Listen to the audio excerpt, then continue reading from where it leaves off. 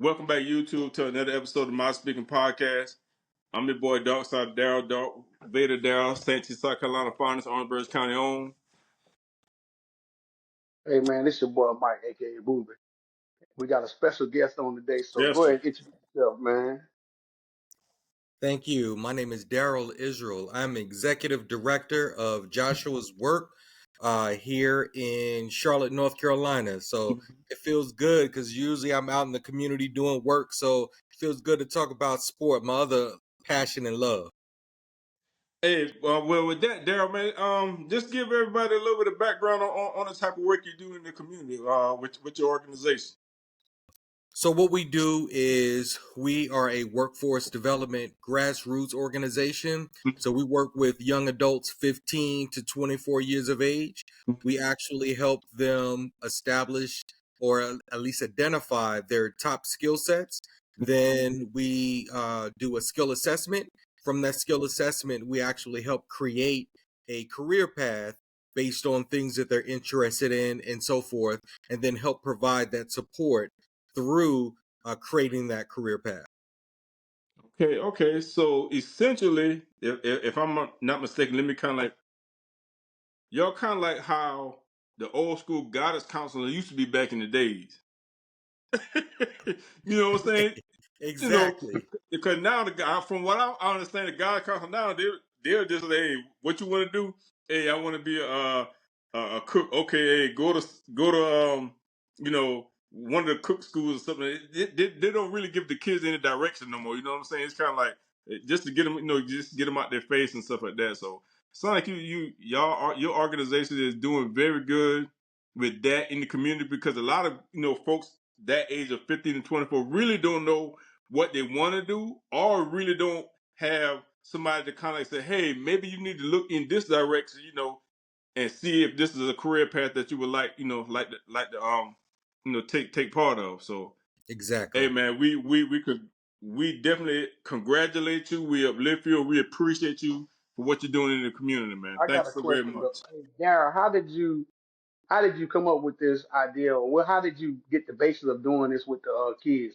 Because I'm very interested to understand how did you come up with this concept of doing this? Mm-hmm. Good idea. Actually, how I came up with this curriculum is something I took myself through.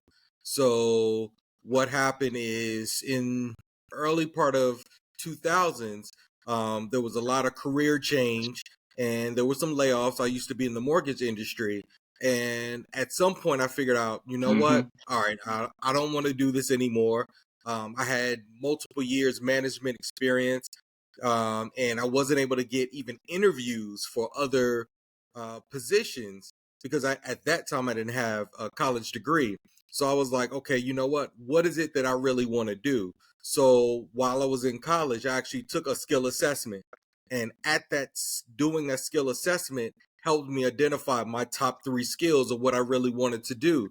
And then when I looked at, all right, while I'm in college, what education is going to line up to that and what jobs, I was able to identify human resources. So that's how I was able to pivot and get into the human resources area. So I took that knowledge, and that's what helped give me no, this is exactly what I want to do. I don't have to hear from Mm-hmm. anyone saying, I think this is what you want to do. I know based on what my strengths are. And so that knowledge is, you can't take that away. And so I want to educate the kids, because if you can get that at an early age, it's very empowering on no matter what type of job that you have, because you already know what you bring to the table and what your top skills are. Oh man, that's great, man. That's great, Daryl. We, like I said, we definitely really appreciate you, and I know the people that you helped along the way definitely appreciate you and your organization, man. So kudos to you and your Yeah, organization, man. for sure. Yep, And and hey, thank man, y'all for y'all support for the tie event that we did. The support that you guys provided really helped us put on a really impactful event. So thank you for your support. man, no problem, man. Anytime, man. Anytime you need us, man, just we're a phone call away, a text away, man. Hold on. Yeah. Just definitely hit us up. Will do. Hey, but with that being said, hey Mike, I'm gonna go ahead and pass the floor to you, man. This what you want to ask Daryl, or what you want to talk about there. I know we're gonna be talking about sports, but Yeah, I mean, so I know we in March Madness right now, yeah. and Everybody bracket probably shot. You know, Daryl was sending me and it was funny. It's so funny. People send me. I had 9 people send me a bracket. I had never filled out a bracket a day in my life. So when Daryl sent me one, it was like I looked at him like I've never filled it out before. But that being said, by being March Madness, since it's now down to 16, who is really not too many sleeper teams out there. The SEC has 7 schools left. The ACC has 1 school left, but Duke is a powerhouse. So I'm gonna ask Daryl. When I say Daryl, I'm gonna say Dr. Daryl because we got Uh-huh. 2 Daryls on. I'm gonna say Okay. Dr. Daryl. Who do you think now out of the 16? Who do you see now coming out of this thing and trying to hold up the trophy at the end of this? It's hard to not go with Florida. And the Mm. reason why, I know they're a popular pick, but I've got to see them up close in person when they put it on my squad, the Tar Heels here in Charlotte. Mm-hmm. And I can tell you they have quickness at guards. They can shoot the three. They Mm-hmm. have big men, so they can play a slow down game, Yep. up tempo game. They defend at all levels. So it's literally, can they all just continue to put it together? Because, one bad game and you're going home. Yeah. But overall, I think hands down, they're the best team overall right now. Well, I know with UConn the other day, people were saying that oh, here we go. But like I tell people, UConn is the defending national championship 2 years in a row. So they weren't going to lay down just because of number 1 seed Florida. The seasons are just for the fans. But you got to understand, UConn and Coach Hurley is not going to let them just fall like that. So Yep. I wasn't really shocked that Florida they really got punched in the mouth. But Mm-hmm. to their defense, they came back and won that game 1-2. The name of this tournament is win. I don't care if it's by one. You try to Yep. win and move on. Yep. Because Survive that and might be advance. it might be their worst game they play in the tournament. I have Exactly. watched Florida play 2 or 3 times this year, and they are legitimate. Right. Still say Duke has a chance if everybody stay healthy to pull it out. Yeah. But I got a dark horse, and my dark horse is still Alabama, which is still in there. You saw that game the Alabama other and night? Sears, yeah, with Sears and the white kid, I can't forget his Grant. name, the Grant. 60. Grant. Yeah, yeah. So listen, they are a sleeper team. And like I said, it's so loaded, but I'm gonna tell you the team is gonna get knocked out first. It won't be shock me at all. Is Auburn. Auburn's gonna get knocked down quickly. I just don't see them. I just some about they play is not there. But Arkansas is another sleeper team. John Yeah. Calipari that went down there. They pretty much took them boys from Kentucky. He got Wagner over there playing for him. The Wagner was at Mm-hmm. Kentucky with him. He transferred over there with him. So Mm-hmm. it's gonna be a dynamic.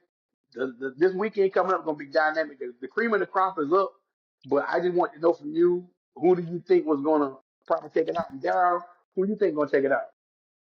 I would have to agree with Dr. Darryl myself, man. I watched Florida play this year, man, a couple of games, man, and like you said, they got all four facets of the game. Like you said, they got guard play, they got 3-point shooting. They can defend. They can they can play big if you want to play big. They can go small. However you want to play, they got everything covered, man. So when They you got a do. team They that do. got everything covered, it's hard to beat a team like that, man. Some teams may have one or two things. They may have a quick guard or may have good guard play, but they may not defend well. Some teams may defend well, but they're not really good at scoring. You know what I'm saying? Florida, man, they got everything, man. So however you want to play it, how Tony say, whatever you want, yeah, they can provide. Now I know me and Mr. Daryl was talking earlier. Um, what do you think? I know you're a Tar Heel fan, so I'm gonna ask since we are in Charlotte. What do you think to get that mystique back? The Chapel Hill used to be where everybody wanted to go.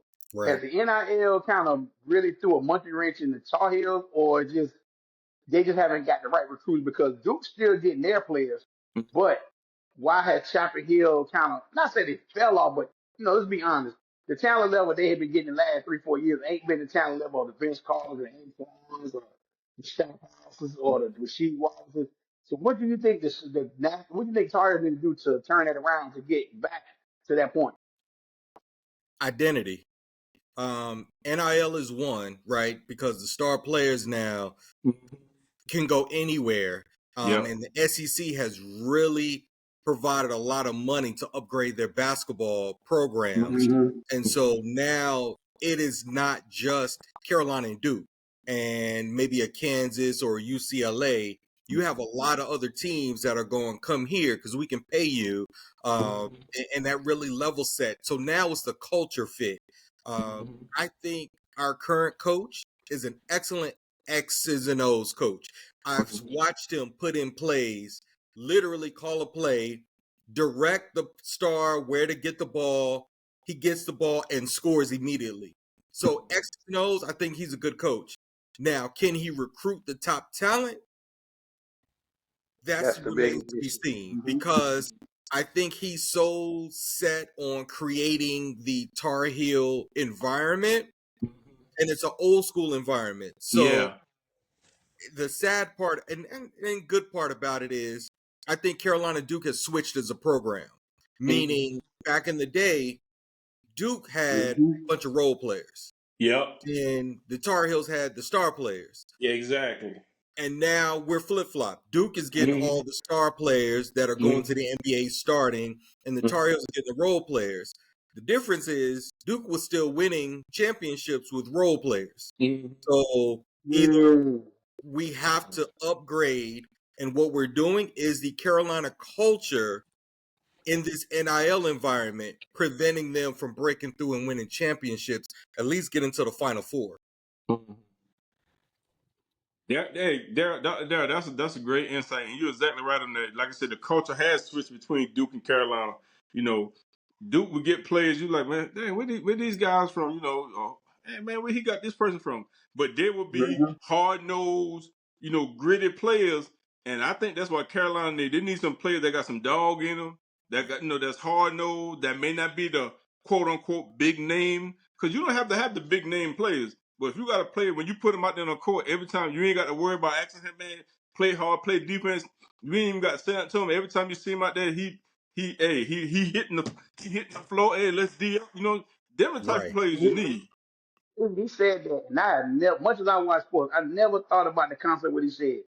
That is so true. Duke getting Yeah. all the star players, Carolina get the role players. Like, Mm-hmm. okay, for a prime example, what Dr. Darryl saying is Shane Battier was a role player, but he made himself into a long journey in the Exactly. NBA because he played defense. He knew his role. Yep. Carolina used to get the big stars coming out of everywhere. Mm-hmm. And now it's just like, I'm looking at them like, man, they not, but he said another thing is important. Everybody know SEC for football. Everybody know that. Yep. But you got to understand also, if you got the most money in the SEC, everybody know they're going to come for football. Now the SEC is throwing their money around in basketball. Yep. So we were saying this earlier, Darryl, about on the podcast. We were saying about 4 or 5 episodes ago. You don't have to go to the same schools every year. So just, okay, look at the kid go to Boise State, the running back Jensen. He about to come out. He's from the state of Florida, but he went way to Boise State and look at him now. He'll be a top 10 pick. So you don't have to stay in the school that just because Florida State or Florida or anywhere. You don't have to you don't have to stay in these areas just to be seen. But everybody's not gonna be seen. It's about the money. It's about the fit for you. And for this kid to go from Florida to Boise State to sit out there, he probably said, you know what? I might go to Florida or Miami or Florida State and be the second or third running back. I go to Boise State, I can be the first. So why? That's what I was saying. Why not go ahead and go somewhere where you're going to play day one? Yep. And once you get on that, you can show everybody what you're about. So what Dr. Darryl is saying is so true. Yep. Yeah, and that's the key, Mike and Dr. Darryl, like how we were saying. With the NIL, like I said, with social media now, it ain't like how it was back in the days where you would have to read the newspaper to see, who was the best player back in the day. Now, like I said, you can put it on social media. Coach be like, hey man, y'all might want to check this person out. Y'all might want to check this person out. The money is about the same at every school. Like I said, SEC may have a little bit more, but pretty much, you got a kid that may be coming out of the projects or maybe coming out, a broken home or where they ain't really got much money, but that little bit of money they're getting from the NIL is enough to help take care of them and their family back home, and they can get playing time. Because all players really want to, hey man, I want to be on the court. I don't want to be sitting second and third string, when I'm gonna get my chance. You know what I'm saying? Now they can go to these schools and start immediately. You know what I'm saying? So I'll go to a Fresno State. I'll go to, like I said, a Boise State. And I know I'm gonna get some playing time. I'm gonna be playing. And like I said, you got the social media. Everybody got eyes on you, so everybody gonna see what you can do. Well, I want to switch gears right quick. Mm-hmm. Since I did speak to Mr. Darryl, Dr. Darryl earlier, he Mm-hmm. told me his team is the same as mine, the pros. The NFL draft is coming up less than a month away. You a Carolina Panther fan, you like I am. I am. How give me an assessment of what you think how Bryce turned the season around, and give me an assessment if you was the general manager right now. I'm asking you, as you're the general manager, what would you do with the eighth pick for the Panthers? I'm gonna give you the floor. Good question. So, first part, Bryce Young. I'm usually one of those, I assess a quarterback in 3 years, right? So, first year, if you bomb, that's okay. Rookie, Peyton Manning bombed his first year. I Yeah. remember I grew up before we had the Carolina Panthers. I was a Cowboys fan. Troy Aikman bombed his first year, won one Mm-hmm. game. But Mm-hmm. you see, all of them turn out to be Hall of Famers. So you can bomb your first year. That's okay. I know I look at Cam Newton. He didn't. He had a very successful first year, but he Mm-hmm. struggled his second year because now teams are starting to, all right, we know what you like. You saw CJ Stroud this year, his second year, have a little bit of a down year. Not a bad year, but a little bit. Now, his receivers being hurt had an impact on that, but still, it was still not the same as his rookie year, right? So it's that third year. Okay, you have potentially some success. You've had some downturn. So now you do you figure it out? And so last year, of course, first year, just throw that out. He was terrible. So last year, new coach again, the way he started out, I was ready to recycle him and said maybe he wasn't because he was worse than year one. And you want to see progress. However, after he got sat down and Andy Dalton came in and really just said, you know what, this is probably my last year to start. I'm just gonna have fun. And he just went out and had a ball Yeah. and they won some games. The receivers got involved. He got to see that. It gave him a true chance to reset. And it was almost like, okay, I'm back. And he looked like the quarterback that we drafted who played at Alabama and played against top defenses that were coming out of the SEC that are dominating the NFL right now. Trust me, Philadelphia has a bunch of those Bunch of them. defenders Bunch of from them. Bunch Georgia of them. on their Yeah. lineup, right? So he's faced a lot of those same defenses and players. So it's not new to him. And the fact that he started picking up, I'm like, we have a quarterback. So I'm not concerned about that. I think for the eighth pick, the second part, I still think we need a number one receiver. We do not have a number one receiver. We're doing more with the offensive line. We're doing more with the defensive line. If we go really with the defensive end or wide receiver in the first round, I'm okay. Because that's what we really need to get a solid number one receiver. We haven't had one in a while. Now No let me ask you this. Steve Smith. So, He wasn't even a number one receiver. He yep. was the best receiver we had. hmm So let me ask you this. You made a good point. Did you see that kid out of Arizona, Steve Smith? I've been watching a lot of people, a lot of analysts now. He's falling a little bit in the draft. That Ted McMillan guy. If you the Panthers, would you take him or would you bypass him and go for a DN? Because me personally, I watched him a couple times. I'm not high on him like everybody else. I For, mean, he's like a one trick pony for me. for So which I know player? we don't have a number one receiver. I understand that. But for me personally, I get it. But my philosophy is I can get a bunch of Adam Thielens and Jalen Cokers and them kind of guys. I can do a lot, but I need a receiver that can take the top off. I need a speed receiver. But so far as that kid out of Tech McMillan, the reason I'm asking that, would you take him or would you bypass him? That's what I want to know from you. I'm not that sold on him. I And in mean, fact, for me. me this year, there's not a lot of receivers that really just jump out. But here's what I would say. I've found a trend in the NFL that somehow you have to get your quarterback a receiver that they had in college and had a connection with and had success with. He's worked in Cincinnati.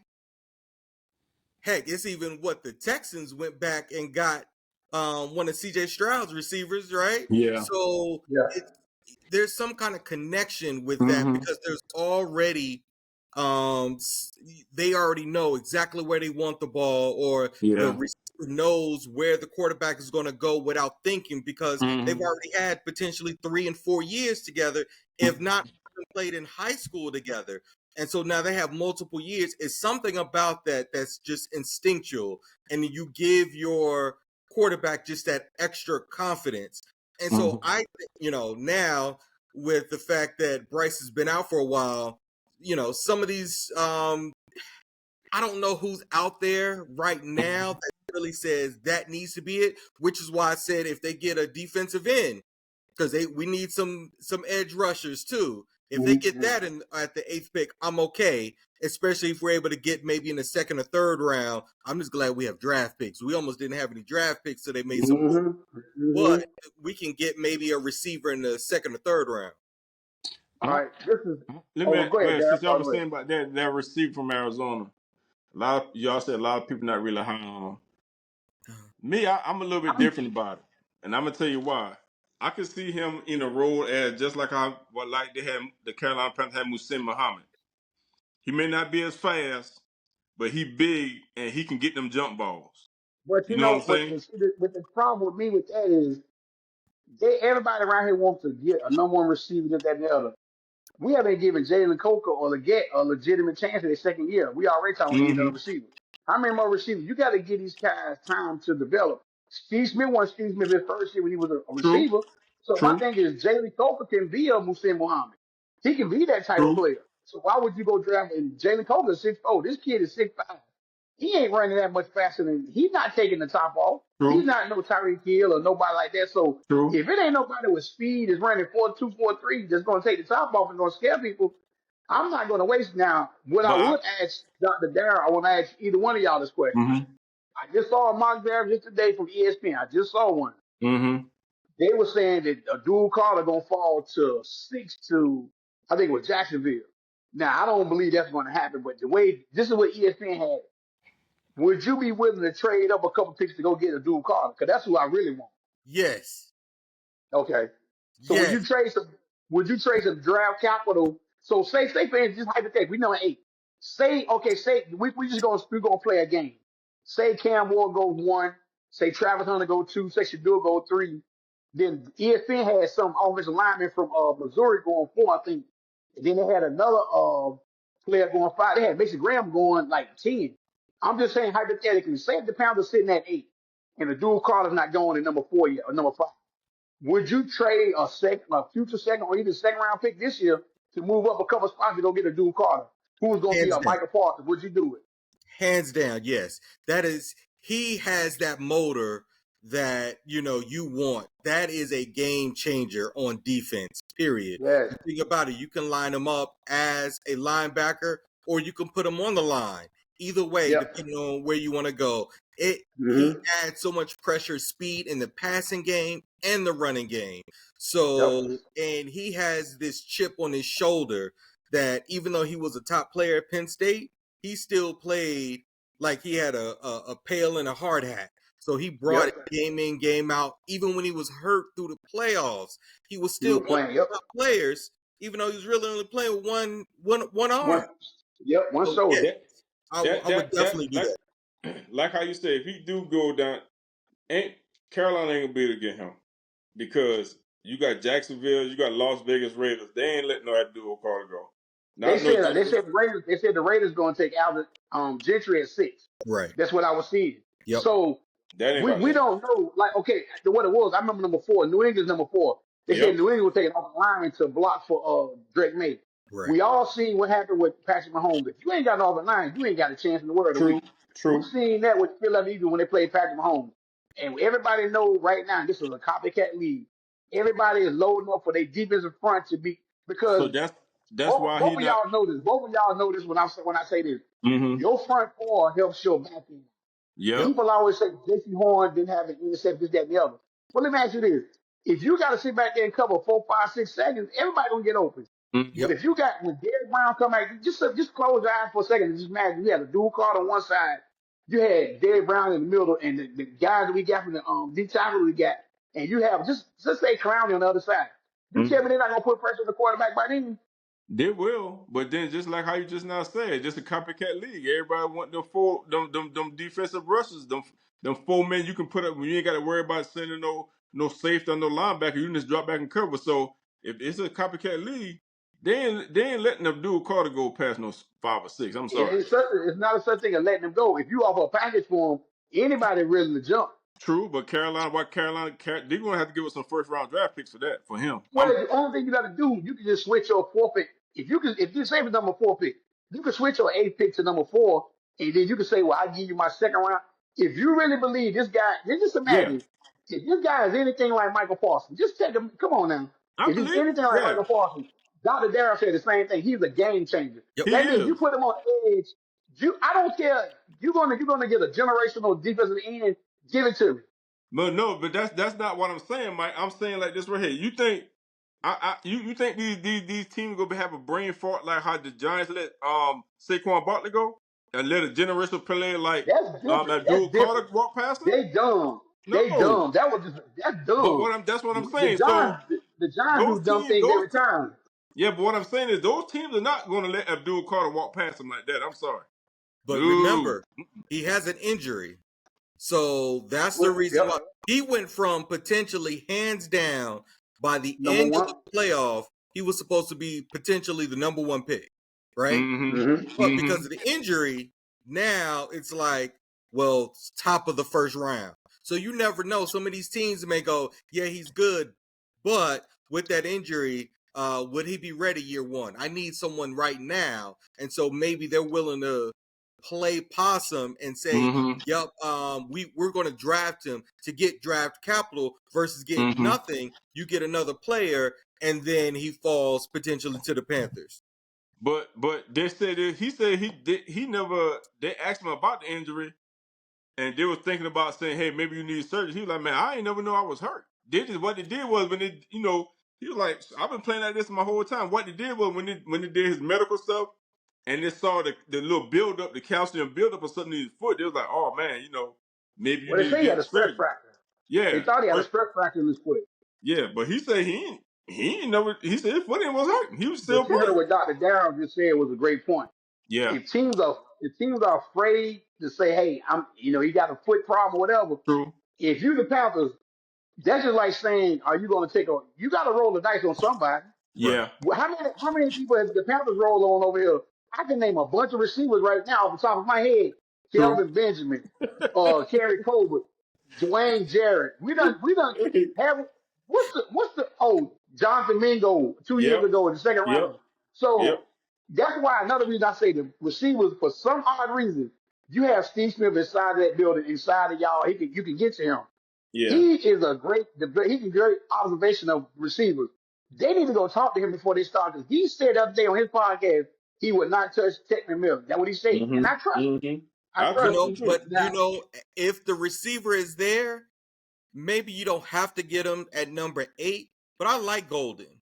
Golden for Texas balled out, and but he Mm, see, can you can get trade back. You can trade back to get that. You can get some more right draft capital for that. That's exactly. what I'm looking at. So you can stockpile picks. But my thing is, if I'm in the general manager seat right now today, and I'm sitting there, and we already went over all the scenarios before the draft started, and I'm looking at it like, hey, if a dude called to get the number 4, we're gonna make a phone call to the New England Patriots. Hey, what are you willing to give us? I mean, what we got to give y'all to move and swap 4 spots mm-hmm. to get the 4 to 8? Then we get the dual Carter.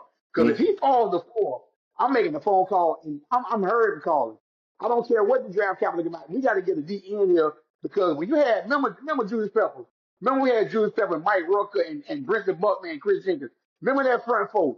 People can't even tell me who the back end was because guess what? The front 4 was killing people. Right. mm. That's what I'm looking for. I'm looking for a front 4 to do that kind of stuff. But So, see that's still on see that's the thing about Carolina, man, and sometimes I think they be giving up too much of their draft capital, man, for players. Like and then they be kind of like in a little bind. You know what I'm saying? In the I past, mean, we have. I agree. We've given up way yeah. too much for players who don't pan out or for role players. Yeah. But I like the moves that's been made so far. You can tell we're trying Mm-hmm. to build something. So Yeah. with the foundation that's happening, you can be very strategic about particular players that Yeah. exactly want and what talent versus now where before they were just trying to get pieces. I think we've Mm-hmm. identified some pieces. Now get Mm-hmm. the talent that's going to take you to the next level. True.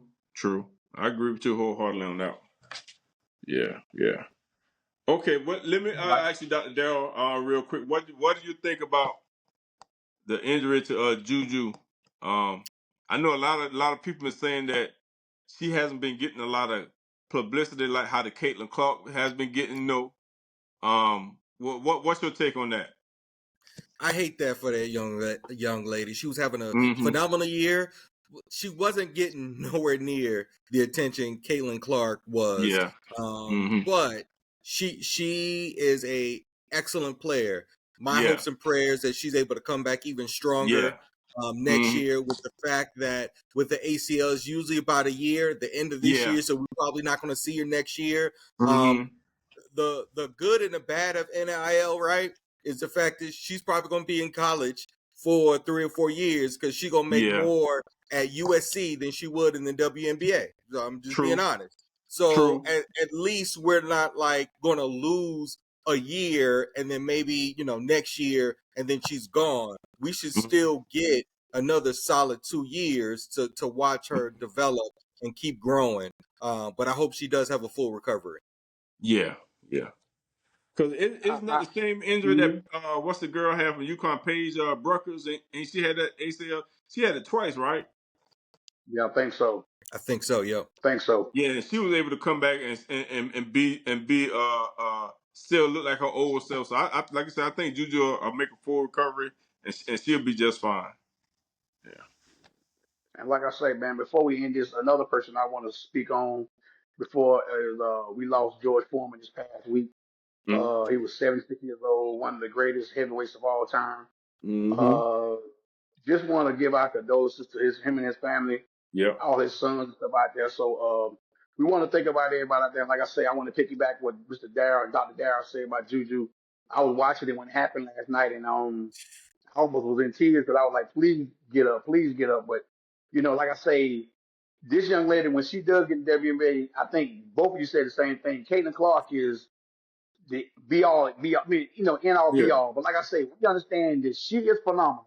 But let's don't get it twisted. We got the Angel Reese's, Yep. we got the Breonna Stewart's in there, we Yep. got the Angel Wilsons in there. So Yep. the WNBA as a whole is going to get better with this young lady. But when I say she reminds me of Kobe Bryant so much, it's not even funny. That's who she reminds me of. So let's just send our prayers out to her. Hopefully she have a speedy recovery, get back Mhm. well. Like I say, anything else you want to add to this, Darryl, to Dr. Darryl, because I want to say thank you so much for being here. But Yeah. I want to ask you also, we will be having a pre-draft party at the house, and I hold it here on that Friday. Well, Thursday night, we won't be able to do it. My daughter's birthday is the night actually of the draft. So I got to be at a dinner, but we're going to have guests over at my house Friday night, do second and third round.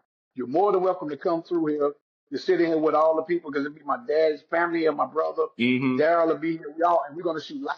So you're more than welcome to come because we're going to be covering the draft all the way up to the day of the draft. So like I say, I want to say thank you again for coming on, taking time out of your busy schedule. Yep. Any part words you want to say, Darryl? Dr. Darryl? I'll just say, as you can see, I have one of my top players, Kobe, behind me. Mm-hmm. And it's about that Mamba mentality, right? Always trying to be a better version for yourself. And that's something that I apply in my life and also try to impart in others. So I appreciate y'all for having me. Yup, Mm-hmm. you put the invite out. I'm gonna have to show up for the draft party in my old You'll be school here. Peppers Yes, jersey. sir. That's Yeah, with Tar Heels you and can be Panthers. here. We can Hey, put it together. So Yeah. yeah, I can definitely be there and look to support that way. So thank you for having me. and like I say, man, don't be a stranger to this. Like I say, with you not, we're gonna have you on. So Mm-hmm. don't be upset if we text your car and say, hey, we want to get on. Because like I say, we just sit like here and talk about sports, music, and entertainment. And this Oh is what yeah. we do. So, Gary, you got anything else you want to add to it? Hey man, I just Nope. want to appreciate Dr. Daryl for calling, man. I mean, coming in and on us, man. Thank you, man, for allowing us into your home and having your point of view.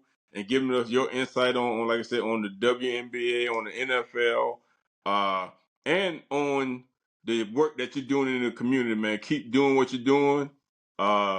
It's not in vain, and this sorely needed, because people need to know exactly what they want to do in life, instead of just trying to figure it out, all happenstance and stuff like that. So, like I said, I want to give you congratulations. Thank you very much, man. We appreciate you. Thank you so much, man. See you next time, Daryl. All right. Have a Peace good out. one. Peace Peace out. out.